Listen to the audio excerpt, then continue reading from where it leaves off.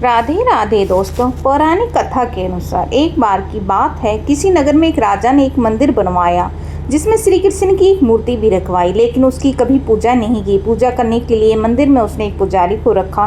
पुजारी नियमित कन्हैया जी को नहलाता और बड़ी ही श्रद्धा भाव से उनकी पूजा अर्चना करता। राजा भी रोज कान्हा जी के लिए फूलों की माला भेज देता था।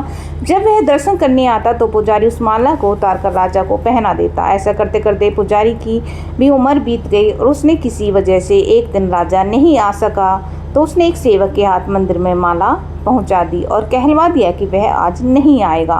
कान्हा जी को माला पहना दी गई, लेकिन जब शाम हुई तो पुजारी यह सोचने लगा माला उतार कर किसे पहनाई जाए। उसने सोचा क्यों नहीं ये माला आज मैं ही पहन लूं, वैसे भी मेरी उम्र हो चली है, जीवन का क्या पता कब खत्म हो जाए। इतना सोचकर पुजारी ने माला उतार कर अपने गले में डाल दी, लेकिन इतने में ही सेवक आ गया और उसने बताया कि राजा की सवारी मंदिर में पहुंचने वाली है। यह सुनकर तो पुजारी जी डर ही गए और घबराकर सोचने लगे कि अब क्या किया जाए।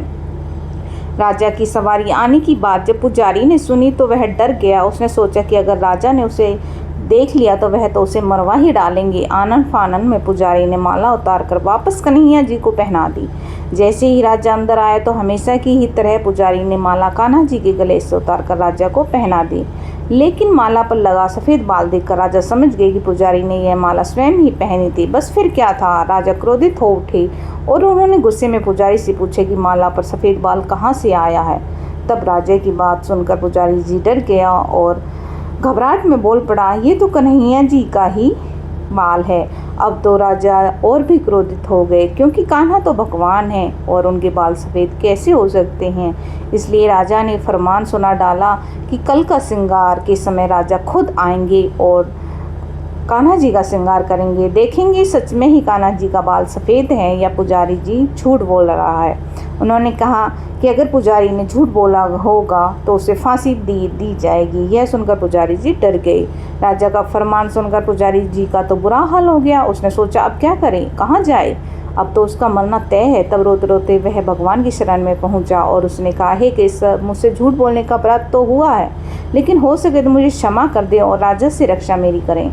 पुजारी ने कहा कि हे माधव, आपकी सेवा करते करते मैं वृद्ध हो चुका हूँ, अब आप मुझे माफ़ कर दीजिए, ऐसी गलती दोबारा मैं नहीं करूँगा। यही कहते कहते पुजारी की न जाने कब आँख लग गई और उसकी आँख तब खुली जब सुबह हो चुकी थी। उधर सुबह होते ही राजा भी आ गया और कहने लगा आज कान्हा जी का श्रृंगार वह खुद करेगा। ऐसा कहकर जैसे ही राजा ने कान्हा जी का मुकुट उतारा तो कृष्णा के सारे बाल ही सफ़ेद मिले, लेकिन राजा को फिर भी यकीन नहीं हुआ। उसे लगा कि फांसी के डर से पुजारी ने ही बालों को रंग दिया होगा। राजा ने सोचा कि क्यों न कन्हैया जी का एक बाल तोड़कर देखा जाए। इसके बाद राजा ने कान्हा जी का एक बाल तोड़ लिया, लेकिन जैसे ही बाल टूटा कन्हैया के सिर से खून की धारा बहने लगी। यह देखकर राजा भगवान के चरणों में गिरकर रोने लगा। तभी कृष्ण की मूर्ति से आवाज़ आई, हे राजन, तुमने मुझे केवल मूर्ति मात्र ही समझा, इसलिए तुम्हें मैं मूर्ति रूप में ही दिखाई दे रहा हूँ। आज से मैं तुम्हारे लिए केवल मूर्ति मात्र ही रहूँगा। लेकिन पुजारी ने सच्चे मन और पूरी श्रद्धा से मेरी भक्ति की है, इसलिए उनकी अनन्य भक्ति को देखकर मुझे अपने बाल सफ़ेद करने पड़े। कन्हैया जी ने कहा कि हे भक्ति में कभी भी संशय नहीं होना चाहिए और सच्चे भक्त की लाज तो मैं कभी जाने ही नहीं देता। अगर भक्त का प्रेम सच्चा हो तो भगवान उसके लिए नंगे पाँव दौड़े ही आते हैं। वही बात जब कन्हैया जी की हो तो वह तो अपने भक्तों को कभी भी कष्ट में देखते ही नहीं। कन्हैया की तो कहने की ही बात क्या है, अपने भक्तों के लिए वह न जाने कितने रूप धरते हैं और कितनी ही अनगिनत लीलाएं कर चुके हैं, जिनका प्रमाण हमारे धार्मिक ग्रंथों में मिलता है। ऐसी ही और रोचक कहानी कन्हैया जी की सुनने के लिए आप मेरे चैनल को सब्सक्राइब कर सकते हैं, लाइक कर सकते हैं और शेयर कर सकते हैं। राधे राधे दोस्तों।